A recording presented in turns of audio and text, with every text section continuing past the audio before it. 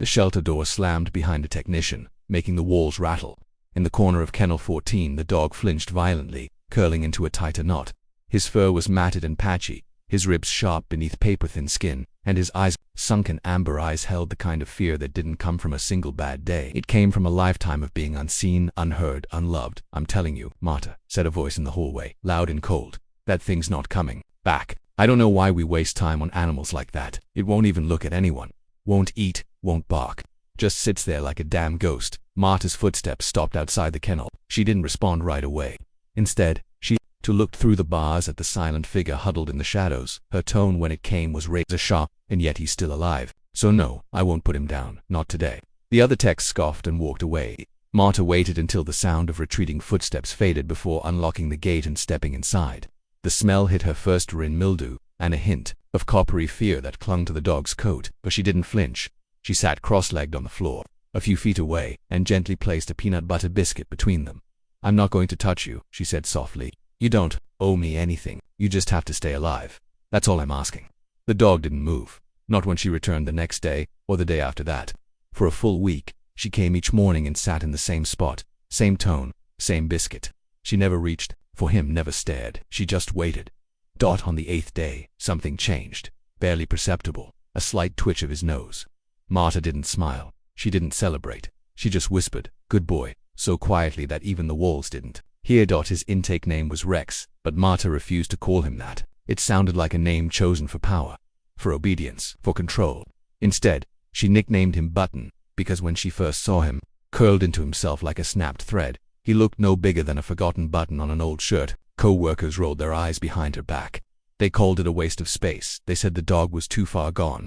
But Marta saw something they didn't. She saw the way his ears shifted slightly when she read aloud from her thrift store novel. She noticed how his breathing slowed when she spoke his name in that slow, lulling way. Button. Button. Then came the storm. A summer thunderstorm rolled in one late afternoon just before closing. The lights flickered. Rain pounded the tin roof. A thunderclap hit so hard, it rattled the water bowls. Most dogs barked or whined. Button didn't make a sound. He collapsed. Marta was 2 rooms away when she heard the commotion metal clanging, a low strangled yelp. She sprinted to the kennels and found Button lying flat, unmoving, his eyes wide open but glassy. His breathing was shallow. He hadn't run. He hadn't howled. He had simply shut down. Something inside Marta snapped, not in anger, in heartbreak. Without thinking, she stepped into the kennel and sank to her knees beside him. For the first time, she broke her rule. She reached out and placed her hand gently on his paw. "You are not alone," she whispered fiercely. "I am right here." Button didn't react, not at first, but after several minutes, just as the storm outside softened to a drizzle, his paw twitched beneath hers. He didn't lift it. He didn't pull away. He just let her stay. That night, Marta didn't go home. She brought her sleeping bag, curled up outside his kennel, and slept there, a silent sentinel under flickering lights. She awoke before dawn, to the sound of rustling. When she looked up, she found Button sitting upright for the first time, watching her. He didn't wag his tail. He didn't move toward her, but he saw her. And for Marta, that was the beginning, because sometimes the smallest glance can carry more meaning than 1,000 gestures. And when someone who's lived in silence finally dares to look toward love, it means their heart, once frozen in fear, has started to remember how to beat. Marta's hands trembled slightly as she slid a bowl of warm rice and chicken past the kennel gate. She had cooked it herself that morning, with just a pinch of rosemary, something that reminded her of home. "It's real food today, Button," she murmured, "because today you sat up." Button didn't move toward the bowl. He stayed where he was, pressed into the far corner of the kennel, head low, ears still tucked flat, but his eyes were locked on hers, not panicked, not wild, just watching. For Marta, that was enough. She didn't speak much that day. She sat near his kennel and did her paperwork, occasionally humming a tune from her childhood. Once, when her pen rolled across the floor, Button flinched as it clattered against the metal, but he didn't retreat. He didn't collapse. Instead, he blinked slowly, keeping her in his sightline. That small resilience was everything, but not everyone saw it that way. By midweek, pressure was building. Shelter intake was over capacity. 2 new cruelty cases had come in, both needing medical isolation. And as expected, Button's name came up in the staff meeting. "We've got dogs here who are actually adoptable," said Troy, one of the senior handlers. "Dogs that wag tails, lick faces. That one." He jerked his thumb toward Button's file. "He's still not eating, still not letting anyone touch him, and he's been here 3 months. Marta kept her face calm, but her nails dug into her palm beneath the table. "He's making progress." He sat up. "He tracks people with his eyes. He's responding to voice now," Troy scoffed. "Responding. He cowers in the corner like he's made of smoke." "Be real, Marta." That dog's broken." "No," she said. Quietly, he's scared. There's a difference, but she could feel the meeting turning, the way eyes shifted away, the way budget numbers began to outweigh compassion. "Give it one more week," the director said finally. "But after that, if there's no behavioral breakthrough, we'll have to." He didn't finish the sentence. He didn't have to. Marta left the meeting numb. She returned to Button's kennel and stood outside the bars longer than usual, staring. Through the wire he didn't move, but something about his stillness felt different, now less defensive, more uncertain, as if he sensed the storm brewing on the horizon. That night, Marta stayed late again. This time, she brought a chair and a fleece blanket. She draped it beside the kennel entrance and sat there, not saying anything, just sipping tea and letting her presence fill the space. 2 hours passed. Then it happened. Button shifted. It wasn't much, just a single paw, sliding an inch forward, but it was toward her, toward the gate, toward warmth. Marta didn't react. She didn't breathe too loud. She just slid the blanket an inch closer, barely noticeable. Button flinched but didn't retreat. It became their silent ritual. Every night, the blanket moved. Closer every night. Button inched forward. By Friday, he lay at the front of the kennel, his nose nearly touching the bars. Marta reached out, open-palmed, and waited. He sniffed her fingers. No licking, no wagging. But contact. When the shelter opened the next morning, Marta had already typed a note and taped it to Button's gate. "He sniffed my hand. He is trying. He is not done." It bought her time, but the storm came sooner than expected. On Monday, a well-meaning volunteer misread Button's body language. She reached through the gate to straighten his blanketan. Button, overwhelmed, snapped. No contact, no broken skin, but enough of a growl to echo down the hallway. It was all the administration needed. "This can't go on," said the director. That afternoon, "We have adoption events this weekend." If a kid had been there, Marta stood in the hallway, fists clenched. "He didn't bite," she said, voice flat. "He threatened." He panicked. "I'm sorry, Marta, you have until Thursday." That night, Marta didn't cry. She packed a duffel bag instead, and the next morning, before sunrise, she clocked out, got in her truck, and drove back to the shelter, not as a technician, but as a civilian, as someone willing to break a rule. She walked through the empty hallway, heart pounding, unlocked Kennel 14, and knelt. Button rose slowly. His legs shook, but he stood. She clipped a leash on his collar, something he hadn't worn in months, and whispered, "I don't know if you're ready, but I can't leave you here." He didn't run. He didn't freeze. He walked beside her out of the shelter, into the morning fog, and toward a life neither of them could yet imagine, because love doesn't always look like joy or kisses. Sometimes it looks like a dog who used to tremble now, taking one uncertain step after another, toward the only heart that ever stayed. The house smelled like lavender and floor polish. Button stepped over the threshold with the wide-eyed stiffness of someone walking into another world, because to him, it was. Marta knelt beside him, just inside the entryway, letting him take it in, the ticking of a kitchen clock, the low hum of the refrigerator, the soft light pooling through gauzy curtains, all of it so foreign to a dog whose world had been cages and concrete. "This is home now," she whispered. "You're safe." For the first few hours, Button didn't move much beyond the front rug. He lay curled up, not quite asleep, his gaze flickering to every creak of the wooden floorboards. Marta didn't pressure him. She walked softly, spoke only when necessary, and kept a respectful distance.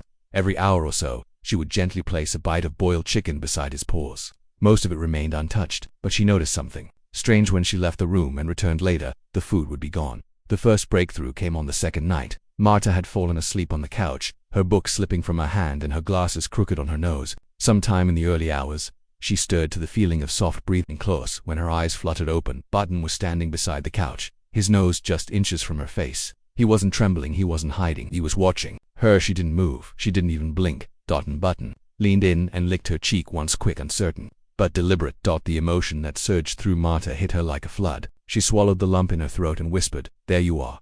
From that moment, the dam began to crack. Day by day, Button opened just a little more. He started following her around the house, not close enough to touch, but close enough to be part of her rhythm, watching as she folded laundry, trailing her into the garden. When the doorbell rang one morning, he darted under the kitchen table, but by the following week he only flinched slightly before finding a quiet corner. But healing was not linear. One rainy evening, Marta had forgotten to close the back door fully. A loud gust of wind slammed it shut with a thunderous clap, and Button bolted, not outside, but into the small pantry, knocking over cans and shattering a jar. Marta rushed in, heart pounding, to find him wedged between the wall and a stack of boxes, his whole body shaking uncontrollably. She knelt outside the pantry door and waited. "I'm not mad," she whispered through the wood. "I forgot to protect you. I'm sorry." It took nearly an hour for him to emerge, inch by inch, tail low, eyes flooded with guilt. Marta didn't scold. She didn't rush. She simply opened her arms and said, "Come here." And for the first time he did. Button pressed his body against her chest, his head burrowing under her arm, the tremors gradually slowing. That night, he didn't return to the corner rug. He slept beside her bed, curled near her socks, finally exhaling in his sleep. Then came the twist Marta hadn't expected. One Tuesday morning, while walking Button through the quiet side street near the bakery, she heard a familiar voice call, "Bout Marta, is that you?" She turned to see Jess, an old co-worker from the shelter who'd moved out of state 6 months ago. Jess was carrying her own rescue dog, a bouncy golden mutt named Pickle. "Oh my God," Jess said, crouching slowly. "Is that Button?" He froze, his whole body stiffened. Jess stopped approaching, sensing the tension immediately. "It's okay, sweet boy," she murmured, staying low. Marta stepped between them gently. "He's not ready for petting, but yes, it's him." Jess's eyes welled up. "I didn't think he'd make it," she whispered. "We all thought he was too far gone." Marta smiled faintly. So did he. But he's starting to believe otherwise. The next week, Marta decided it was time to let Button experience something she'd dreamed of for months. The local dog field. It was a wide, fenced-in area with soft grass and scattered trees, a place for safe off-leash freedom. The moment they entered, Button stood frozen. Then Marta unclipped his leash. For 5 full seconds, nothing happened. Then he trotted forward. Slowly at first, then faster. Then he ran. It wasn't elegant. His muscles were still weak, his back legs slightly uneven, but he ran. Loops and circles, ears back, tongue flapping. Marta clapped her hands over her mouth and laughed through her tears. He wasn't just surviving now, he was living. Back home. That night, Button did something she'd never seen before. He brought her a toy. It was a frayed fabric fox with one eye and half a tail.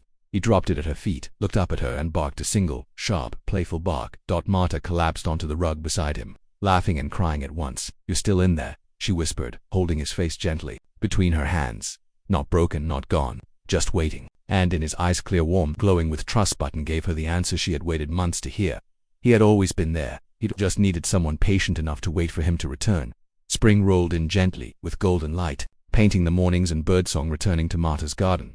Button had grown stronger, not just in body, but in spirit. He now greeted her with a cautious tail wag and ventured out during walks with a lightness that was once unthinkable. Yet even as progress wrapped itself around their days like warm blankets, Marta knew a deeper layer still remained untouched, unresolved. One morning, while folding laundry in the living room, Marta noticed something strange. Button was sniffing at the box she kept near the bookshelf, the one that held keepsakes from the shelter. Photos, a few thank you notes, old name tags, and right at the top, a familiar blue nylon collar, the one he'd arrived at the shelter wearing. He stared at it for a long time. Then, almost deliberately, he backed away, ears low, tail stiff. Marta didn't push, but that night, as she lay in bed, her mind wouldn't let it go. What memories did that collar carry for him? What did it mean that he could now acknowledge it without fleeing? She realized he was circling something inside himself, just as she was circling a difficult thought of her own.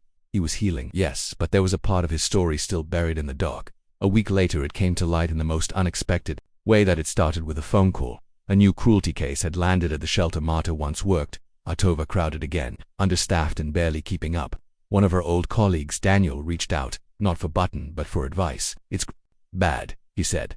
"Puppy mill shut down. 27 dogs, all terrified. We don't have space." The director's losing sleep. Marta hesitated. She had promised herself she'd left that world behind for her sanity, for Button. But Button stood by her legs that morning, watching her on the phone with quiet, curious eyes, and she heard herself say, "I'll come in," just to help get them settled. She brought Button with her. He hadn't seen the shelter building since the day they walked out, and the moment they pulled into the gravel parking lot, he froze in the passenger seat. His breathing quickened, his paws twitched against the seatbelt. "Harness, it's okay," Marta whispered. "We're not staying. I'm with you. We're just helping." Inside, chaos reigned. The barking echoed, new dogs cried in unfamiliar crates. The fluorescent lights cast everything in harsh glare. But something amazing happened. Button didn't shut down. He stayed near Marta, stiff, nervous, but present. And then a cage door rattled. A tiny brown dog, curled into herself in the far corner, began shaking uncontrollably. Marta crouched beside the kennel before she could say anything. Button stepped forward. He pressed his nose to the bar stool deliberately and lay down, and the little dog stopped trembling. Daniel saw it from the hallway. His eyebrows lifted. "That is not the same dog." Marta didn't answer. Her throat was too tight. Button stayed there for over 20 minutes, not making a sound, just being near. The little dog inched forward. Drawn by his calm, was the kind of moment no training manual could manufacture. It was empathy. On the drive home, Marta couldn't stop looking at him. He had changed. But more than that, he was changing others. The next week they returned. Not just to visit, but to work. Button became an unofficial comfort dog for the shelter's most traumatized rescues. One by one, dogs too scared to be touched found quiet company beside him. He didn't lick, he didn't jump. He just sat steady, gentle, whole word spread fast, and soon A family came in not to adopt a puppy, but to meet him. They had a 7-year-old boy named Liam, diagnosed with severe selective mutism. He hadn't spoken more than 3 words at school in 2 years. His parents hoped that maybe Button could help. Marta was torn. Her heart rebelled at the thought of letting him go, but her eyes saw the way. Button walked toward Liam during that first visit without fear, without hesitation. He sat beside the boy, let the boy place a timid hand on his back, and when Liam's hand stayed there, Button sighed. A deep, peaceful, earned sigh. Liam didn't speak that day, but he smiled. It was the first time in months. Later that evening, Marta sat in her garden watching Button sniff the breeze. She thought about how broken he'd once been, how impossible his healing had seemed. And now, this dog, who had once needed rescue, was rescuing others. She felt the tears long before they reached her cheeks. She called Liam's parents the next morning. "I'll bring him over every weekend," she said. "If he bonds, if you still want, he can be yours." There was silence on the other end of the line. Then Liam's mother, her voice choked, whispered, "He just said, 'Dog, stay.'" We've never heard him string words together before. That night, Marta lay beside Button on the couch, head resting near his. "You changed everything," she whispered. "Not just your story, but mine, theirs, all of ours." He nudged her hand. No tail wag. No bark. Just quiet, steady love. And somewhere between the scars and the silence, that was more than enough. It was a Sunday morning wrapped in mist when Button officially crossed the threshold of his new home. Liam waited by the porch, a red leash clutched tightly in his small hand, his shoes untied and hair still messy with sleep. Marta stood by the gate, holding the other end, her chest heavy with emotion. She'd prepared herself to face, but still wasn't quite ready for. Button trotted up the path without hesitation. His ears perked, tail neutral. He didn't stop beside Marta. He went straight to Liam and sat eyes level with the boy's knees, waiting. Liam looked at the leash, then at Button. Then, in a voice barely louder than the rustle of wind, he said, "Hi." It wasn't the word that undid Marta. It was the way Button responded, placing one paw gently over Liam's foot, anchoring him like they had known each other for years. Marta knelt slowly, unclipped the leash, and offered it to Liam.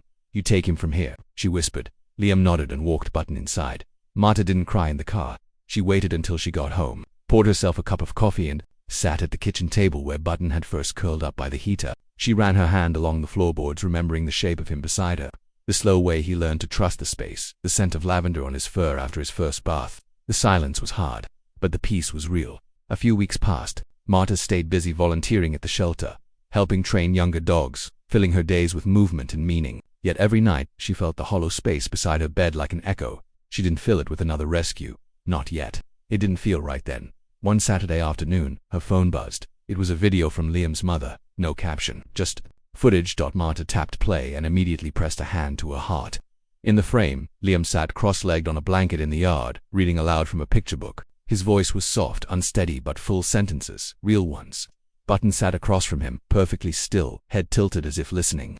At one point, Liam reached out mid-sentence and rested his hand on Button's head without breaking his rhythm, and Button didn't flinch. He leaned into the touch, eyes half closed, soaking it in. Marta watched the video 5 times, and then she allowed herself to cry, not from grief, but from something deeper. Fulfillment. She had saved a life. But more than that, she had helped unlock it. A few days later, Liam's family invited her over. Marta hesitated, but agreed. When she arrived, the front door was already open. Liam ran to meet her, and for the first time, he didn't hide behind his mother's legs. He hugged her tight, without words. Then Button came down the hallway, but he didn't rush. He walked slowly, carefully, as if measuring his steps in emotion. When he reached her, he didn't bark, didn't whine. He just pressed his head into her stomach and stood there unmoving, and she knew what he was saying. "Thank you." She stayed for dinner that evening. Liam showed her drawings of button stick figures and lopsided hearts and scrawled names. In one, Button wore a superhero cape. "He saves people," Liam explained, "not just dogs." That night, Marta walked home under the stars, the sound of crickets in the background and peace in her bones. Her life was quieter now, but full. In the months that followed, she began writing, not fiction, not a memoir, but a book about Button, his journey, the unseen traumas dogs carry, the resilience they hold deep inside, how healing takes time. Yes, but more than that, it takes presence. Someone to sit quietly through the storms. She called the book The Dog Who Waited. Publishers reached out. One wanted to make it a children's story. Another suggested a short film. Marta didn't rush. She wanted it to remain pure, untouched by marketing noise.